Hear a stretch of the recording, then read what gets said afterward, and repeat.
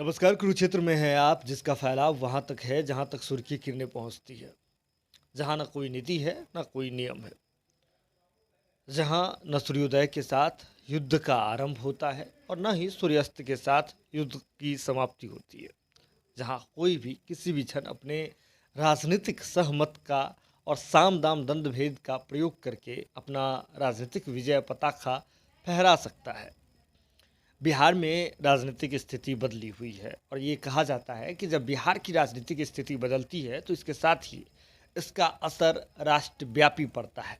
जब बिहार में इस बीच में यानी कि 2020 के विधानसभा चुनाव के बीच के बाद जो है, जब बिहार में सत्ता परिवर्तन हुआ है, उस समय कई लोग जो हैं, कई पार्टियां दावा कर रही थी कि इस बदलाव का असर देशव्यापी नहीं होगा, लेकिन इसका असर दिखना शुरू हो गया है, वो भी राष्ट्रीय स्तर पर। बदलाव होने के साथ ही देश की राजनीति में एक बड़ी भूचाल आई है और भूचाल आई है पीएम पद को लेकर के। बिहार के मुखिया नीतीश कुमार जी अब बिहार से बाहर निकलना चाहते हैं और 2024 में विपक्ष का एक बड़ा चेहरा बनना चाहते हैं और ऐसे में नीतीश कुमार जी के मुलाकातों का दौर लगातार चल रहा है। विपक्ष में जो एंटी बीजेपी जो भी नेता हैं, जो भी पार्टी हैं, जो भी बड़े चेहरे हैं, उनसे नीतीश कुमार जी मुलाकात कर रहे हैं, समर्थन की भी अपील कर रहे हैं और कहीं ना कहीं नीतीश कुमार जी फिलहाल प्रारंभिक स्तर पर सफल होते हुए भी दिख रहे हैं।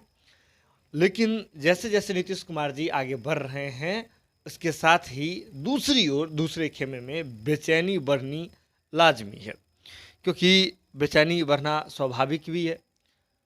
बीजेपी पूरे देश में किस प्रकार से अपना फैलाव कर रही है और कैसे अपने पार्टी का भी फैलाव कर रही है, यह भी बात किसी से छुपी हुई नहीं है। ऐसे में बिहार में पहले भी नीतीश कुमार जी थाली बीजेपी के सामने से खींच चुके थे। अब ये दूसरी बार है जब सत्ता का बागडोर नीतीश कुमार जी ने बीजेपी के हाथ से छीन करके सत्ता की जो चाबी है वह आपको तेजस्वी यादव जी के हाथों में जा करके, यानी कि लालू प्रसाद यादव जी के हाथों में जा करके सौंपती है और तेजस्वी यादव जी को उप मुख्यमंत्री बिना चुनाव के ही जो है उप मुख्यमंत्री की जो कुर्सी है वह नसीब हो गई है। बिहार में स्थिति ऐसी है कि बिहार के एक बड़े रणनीतिकार हैं, चुनावी रणनीतिकार हैं प्रशांत किशोर जी, राष्ट्रीय स्तर पर उनका नाम है, पीके के नाम से फेमस हैं। तो उन्होंने यह तक कह दिया है कि अगर फेविकॉल कंपनी के जो है उनके मैनेजिंग डायरेक्टर उनसे मिले तो वे उनसे अपील करेंगे कि नीतीश कुमार जी को फेविकॉल कंपनी का ब्रांड एम्बेसडर बना देना चाहिए। इसके पीछे उन्होंने यह तर्क दिया है कि नीतीश कुमार जी जिस प्रकार से कुर्सी से चिपके हुए हैं, तो ऐसे में नीतीश कुमार जी का चेहरा जो है फेविकॉल कंपनी को अपने प्रचार में उपयोग करना चाहिए, ऐसा प्रशांत किशोर जी का मानना है।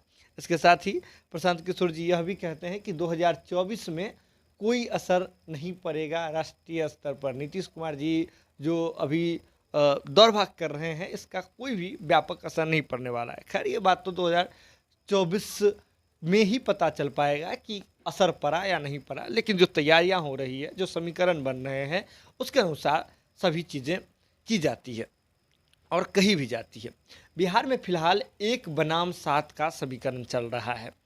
एक खेमे में मात्र एक दल बीजेपी है, वहीं दूसरे खेमे में खुल करके 7 दल जो है वह शामिल हैं। जो 7 दलों का जो खेमा है वह वर्तमान में सरकार में भी बिहार में है। 7 दल में सबसे पहले नाम आता है, पार्टी में विधायकों की संख्या के हिसाब से भी राजद का नाम आता है। राजद के कितने विधायक हैं ये आपको पता भी होगा। आपको 2020 के विधानसभा चुनाव के बाद राजद के 75 विधायक तो जीत करके ही आए थे। इसके बाद AIMM वाले भी विधायक अभी जुड़े हैं राजद के साथ। इसके बाद नीतीश कुमार जी की पार्टी जदयू है, यानी कि राजद है, जदयू है, कांग्रेस है और कांग्रेस के बाद अगर बात करें जीतन मांझी जी की पार्टी हिंदुस्तानी अवाम मोर्चा है, तो ये 4 पार्टी हो गई। इसके बाद जो वाम दलों का जो एक साझा समूह है, 3 दलों का जो समूह है, CPI, CPIM और माले, तो ऐसे में ये भी 3 हो गए। तो कुल मिलाकर के 7 दल जो हैं बिहार में फिलहाल महागठबंधन के साथ हैं और विपक्ष में मात्र एक दल है, वह है बीजेपी, जो बिहार में विधायकों की संख्या के हिसाब से दूसरे नंबर की पार्टी है। तो ऐसे में बिहार में जो मौजूदा समीकरण बना हुआ है वह 1 बनाम 7 का समीकरण बना हुआ है। हमने कुरुक्षेत्र के आपको पिछले एपिसोड में हमने आपको बताया था कि कैसे बीजेपी इस खाई को कम करना चाहती है। एक बनाम सात की जो रणनीति बनी हुई है, जो समीकरण बिहार में बनी हुई है, मौजूदा परिस्थिति बनी हुई है, उसे पाटने के लिए बीजेपी किस प्रकार से युक्ति लगा रही है। और बीजेपी के इंटरनल सूत्र ने भी हमें बताया था कि कैसे बीजेपी इस पर काम कर रही है। हमने आपको बताया था कि चिराग पासवान जी और उनके चाचा पशुपति कुमार पारस जी को मिला करके जो कंबाइंड लोजपा होती है 9% वोट बैंक के लिए मानी जाती है, ऐसा जो पिछले चुनावों के आधार पर मानी जाती है। तो ऐसे में जो लोजपा है उसे रिझा सकती है बीजेपी, और वीआईपी जो मुकेश सहनी जी की पार्टी है उसे भी मनाने की कोशिश कर सकती है। और बीजेपी के इंटरनल सूत्र का ये भी दावा है कि वीआईपी की कमज़ोर नसें क्या है वह बीजेपी को पता है, और वे श्योर हैं इस बात को लेकर के कि वे मुकेश सहनी जी की पार्टी विकासशील इंसान पार्टी को अपने खेमे में, अपने गठबंधन में शामिल करा लेंगे, एनडीए में शामिल करा लेंगे। बहरहाल ये बात आगे की है, लेकिन मुकेश सहनी जी का जो मौजूदा रुख है वह बीजेपी के सीधे खिलाफ है, और बीजेपी 2024 में केंद्र से हट जाएगा ऐसा संभावना है। यह मुकेश सहनी जी का कहना है, ये उनका ताज़ा बयान है। ऐसे में एक और दल की ओर से कोशिश की जा रही है, दलगत चीज़ों के लिए भी कोशिश की जा रही है, लेकिन स्ट्रैटेजी एक बड़ा मुद्दा है। एक रणनीति, एक ठोस रणनीति होना बहुत ज़्यादा ज़रूरी है, क्योंकि लड़ाई चाणक्य वर्सेस चाणक्य में है। अमित शाह जी राष्ट्रीय स्तर पर राजनीतिक चाणक्य के नाम से मशहूर हैं, और इससे भी ज़्यादा अपने जोड़ तोड़ की राजनीति के लिए पॉपुलर हैं। नीतीश कुमार जी परिस्थिति के हिसाब से डिसीजन लेने के लिए और किसी भी परिस्थिति में मुख्यमंत्री बने रहने के लिए, जिस प्रकार से रामविलास पासवान जी को राजनीतिक मौसम वैज्ञानिक कहा जाता था, तो अब बिहार में यह देखने को मिल रहा है, और राजनीतिक क्षेत्र में भी, राजनीतिक गलियारों में भी यह देखने को मिल रहा है कि नीतीश कुमार जी किस रणनीति के तहत काम करते हैं। तो ऐसे में जब चाणक्य वर्सेस चाणक्य की लड़ाई चल रही है, तो बीजेपी ने बिहार को अब टारगेट करना शुरू कर दिया है। बीजेपी के केंद्रीय टीम ने एक बड़ा फेरबदल किया है, और ऐसे में जो 7 वर्सेस 1 यानी कि 1 वर्सेस 7 की जो समीकरण जो बनी हुई है, जो मुकाबला चल रहा है बिहार में, तो इसे पाटने के लिए लगातार बीजेपी की केंद्रीय टीम तैयारी कर रही है। तो ऐसे में सबसे पहले आपको बता दें कि एक तो इंटरनल तौर पर बिहार में तो हो ही रही है पार्टी के स्तर पर, लेकिन राजनीतिक और रणनीतिक स्तर पर काम करने के लिए आपको बता दें कि महाराष्ट्र वाला मॉडल अपनाने का भी बीजेपी कोशिश कर रही है। आपको याद होगा कि बीजेपी ने महाराष्ट्र में कैसे क्या किया है। महाराष्ट्र में जो शिवसेना थी, बाला साहेब ठाकरे जी की सिंची हुई पार्टी शिवसेना, उसमें कैसे जो है बीजेपी ने एक फूट कराया, और फूट कराने के बाद शिवसेना को ही 2 टुकड़े में विभाजित कर दिया। एनसीपी और शिवसेना मिलकर के जो सरकार चला रही थी, सरकार गिर गई, और सरकार गिरने के बावजूद शिवसेना के एकनाथ शिंदे वाले गुट के साथ बीजेपी मिलकर के सरकार महाराष्ट्र में चला रही है। और ऐसे में अब महाराष्ट्र से नेताओं को इम्पोर्ट करना शुरू कर दिया है। आपको बता दें कि बीजेपी ने बिहार की ओर भूपेंद्र यादव जो है वे बिहार बीजेपी के प्रभारी थे, लेकिन अब केंद्रीय मंत्रिमंडल में मंत्री बन चुके हैं। तो अब बिहार बीजेपी के प्रभारी का पद जो है रिक्त था। तो ऐसे में अब जो है बीजेपी के केंद्रीय नेतृत्व की ओर से अब फैसला हुआ है। जेपी नड्डा, जो कि आपको बता दें कि बीजेपी के राष्ट्रीय अध्यक्ष हैं, उनकी ओर से फैसला हुआ है, सूची जारी किया गया है, जिसमें जो महाराष्ट्र बीजेपी के कदावर नेता है उन्हें जो है अब बिहार शिफ्ट किया गया है। किन्हें? तो आपको बता दें कि महाराष्ट्र बीजेपी के कदावर नेता विनोद तावरे जी हैं। विनोद तावरे जी को जो है शिफ्ट किया गया है बिहार, और बिहार का उन्हें जो है प्रभारी बनाया गया है। इससे पहले वे हरियाणा के प्रभारी रह चुके हैं। मजे हुए खिलाड़ी हैं, राजनीति में संगठन बनाने से लेकर के और कैसे सरकार में रहा जाता है, कैसे विपक्ष में रहा जाता है, एक लंबा अनुभव है। कैसे हम कह रहे हैं, तो चलिए आपको बताते हैं। एबीवीपी जो बीजेपी की ही जो छात्र की विंग है, अखिल भारतीय विद्यार्थी परिषद, उसके राष्ट्रीय, आपको बता दें कि एबीवीपी के राष्ट्रीय महामंत्री भी रह चुके हैं विनोद तावरे जी। इसके अलावा अगर विपक्ष की बात करें तो महाराष्ट्र विधान परिषद में विपक्ष के नेता भी रह चुके हैं। इसके अलावा मुंबई बीजेपी के अध्यक्ष रह चुके हैं विनोद तावरे जी, हरियाणा के प्रभारी रह चुके हैं। और इसके अलावा देवेंद्र फडणवीस जी की जब सरकार थी महाराष्ट्र में, तो तो उस समय उनके सरकार में मंत्री भी रहे हैं विनोद तावरे जी, यानी कि एक ऐसा व्यक्ति जिनके पास संगठन को खड़ा करने का जो है वह तरीका उन्हें मालूम है। इसके अलावा एक पार्टी एक राज्य में अध्यक्ष रहने का जो है उनके पास अनुभव है। इसके अलावा सरकार में मंत्री रहने का अनुभव है। और इसके भी अलावा जो सबसे मजबूत होता है, जहां सबसे ज़्यादा क्रियाशील होना होता है, वह है विपक्ष का। तो विपक्ष की कुर्सी पर भी वे बैठे हैं और महाराष्ट्र विधान परिषद में विपक्ष के नेता भी रह चुके हैं। तो ऐसे अनुभवी व्यक्ति जो सभी क्षेत्र में मतलब सभी कंडीशन में को फेवरेबल कंडीशन मानते हैं, सभी मौसम में वो ढल जाते हैं, तो ऐसे व्यक्ति को अनुभव के आधार पर बीजेपी ने शॉर्टलिस्ट किया है और मिशन बिहार पर उन्हें भेज दिया है। अब समझिए, महाराष्ट्र में जिस प्रकार से बीजेपी ने खेला किया था, तो अब बीजेपी चाह रही है कि येन केन प्रकार बिहार में भी कुछ ऐसा किया जाए जिससे एक बनाम सात की जो रणनीति है वह अभी जो मौजूदा स्थिति है उससे जो है निपटा जाए। तो बीजेपी यह मास्टर प्लान बना करके अब काम करना शुरू कर चुकी है।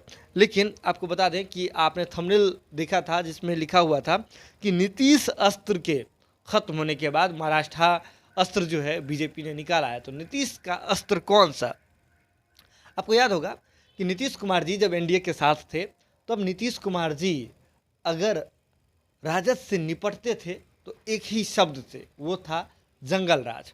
तो नीतीश कुमार जी ने जंगल राज शब्द को एक अस्त्र के रूप में बना करके रखा था। जब भी राजद से उन्हें निपटना रहता था, लोगों को राजद का भय दिखाना होता था, तो वे जंगल राज शब्द की चर्चा कर देते थे। उनके प्रवक्ता, जदयू के प्रवक्ता और एनडीए के तमाम नेता भी जंगल राज शब्द का चर्चा कर दिया करते थे। लेकिन यह जो शब्द जो है, आपको यूँ तो आपको बता दें कि बहुत उसके पीछे बहुत सारे राज हैं कि यह शब्द की उत्पत्ति कहाँ से हुई। लेकिन नीतीश कुमार जी ने इस शब्द का भरपूर उपयोग किया था, उसे अस्त्र के रूप में बना करके रखा था। तो अब जब नीतीश कुमार जी ही पाला बदल करके राजद के साथ चले गए हैं, तो बीजेपी ने पूरा कोशिश किया कि जंगल राज शब्द पर फिर से वार करे और इस बार राजद के साथ साथ नीतीश कुमार जी को भी लपेटे में ले। लेकिन नीतीश कुमार जी माहिर खिलाड़ी हैं, वे जानते थे कि इस तरह का जो है सवाल आ सकता है एग्जाम में, तो नीतीश कुमार जी पहले से तैयार थे। जब पत्रकारों ने उनसे जंगल राज वाले मुद्दे पर सवाल किया, तो उन्होंने सीधे तौर पर कह दिया कि जंगल राज कहाँ है, और जो आप जिसकी बात कर रहे हैं, तो किस कौन सा ऐसा राज्य है जहाँ आपसी मतभेद नहीं होता है, आपसी विवाद नहीं होता है। इसके साथ ही उन्होंने कहा कि यह जंगल राज नहीं है, यहाँ जनता का राज है। आप समझिए, जंगल राज शब्द जो आया था, जिसका नीतीश कुमार जी ने भरपूर उपयोग किया था, अपना अस्त्र बना करके रखा हुआ था, तो उस शब्द को नीतीश कुमार जी ने एक झटके में बदल दिया और जंगल राज के जगह एक नया शगुफा जो है लोगों के सामने रख दिया, जनता का राज। नीतीश कुमार जी ही एक ऐसे माहिर व्यक्ति माने जाते हैं, एक माहिर राजनीतिक, एक सफल राजनीतिक माने जाते हैं, जो विरोधी भी अपने हिसाब से चुनते हैं। अब इस बात में तो कोई दो राय नहीं होनी चाहिए कि नीतीश कुमार जी ही हैं जो जब चाहते हैं कि आरजेडी उनका विरोधी हो, विपक्ष में हो, तो वे आरजेडी को चुनते हैं। जब चाहते हैं कि चिराग उनके विपक्ष में हो, तो चिराग को चुनते हैं। जब चाहते हैं बीजेपी उनके विपक्ष में हो, विरोध में हो, तो वे बीजेपी को अपने विरोध में चुनते हैं। यानी कि नीतीश कुमार जी ऐसे राजनीतिज्ञ हैं जो अपने विरोधी भी अपने तरीके से चुनते हैं। तो नीतीश कुमार जी का जो अस्त्र था जंगल राज वाला, जिसे बीजेपी ने इस बार चलाने की कोशिश की, लेकिन बीजेपी का हाथ झंझना गया इस अस्त्र को चलाने में। नीतीश कुमार जी ने उस अस्त्र का पावर ही ख़त्म कर दिया, सीज कर लिया। अब जिसने जिस चीज़ का इजाद किया हो, जिसे चलाना जानता हो, तो वह उसे बंद करना भी जानता ही है। लेकिन इसके बाद अब मराठा सैनिक जो है महाराष्ट्र से अस्त्र निकाल कर के लाई है बीजेपी। अब बीजेपी के लिए यह अस्त्र जो है कितना कामयाबी हो पाता है, ये आने वाले समय में पता चलेगा। लेकिन कुरुक्षेत्र है, जहाँ युद्ध का कोई भी समय नहीं होता है, युद्ध का न कोई नीति है, न कोई तौर तरीका है। कोई भी किसी भी क्षण, जैसा कि हमने आपसे पहले ही कहा, कोई भी किसी भी क्षण अपने साम दाम दंड भेद का प्रयोग करके अपना राजनीतिक विजय पताका फहरा सकता है। तो इंतज़ार कीजिए कि कैसे क्या कुछ बदलता है। लेकिन एक और बड़ी बात है इस पूरे टॉपिक से निकल करके आई कि नीतीश कुमार जी विरोधी भी अपने हिसाब से ही चुनते हैं, अपने मन से ही चुनते हैं।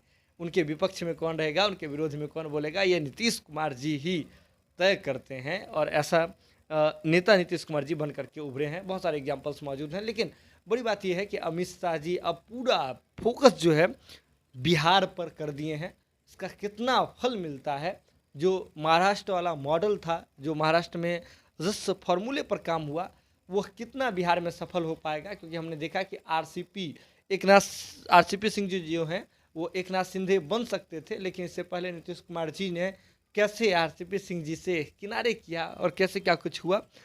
अब पार्टी के स्तर पर तो फिलहाल मुश्किल लग रहा है कि जदयू में कुछ अलग चीज़ें हो जाए, एकनाथ शिंदे वाला और जो शिवसेना वाला हल हो जाए, या फिर आरजेडी में कुछ हो जाए, यह कहना फिलहाल मुश्किल लग रहा है। लेकिन गठबंधन में पार्टियों के स्तर पर हो सकता है, गठबंधन के स्तर पर, जो गठबंधन में जो शामिल 7 पार्टियां हैं उसके स्तर पर कुछ चीज़ें बदल सकती है, समीकरण बदल सकता है। लेकिन इसके लिए इंतज़ार करना होगा।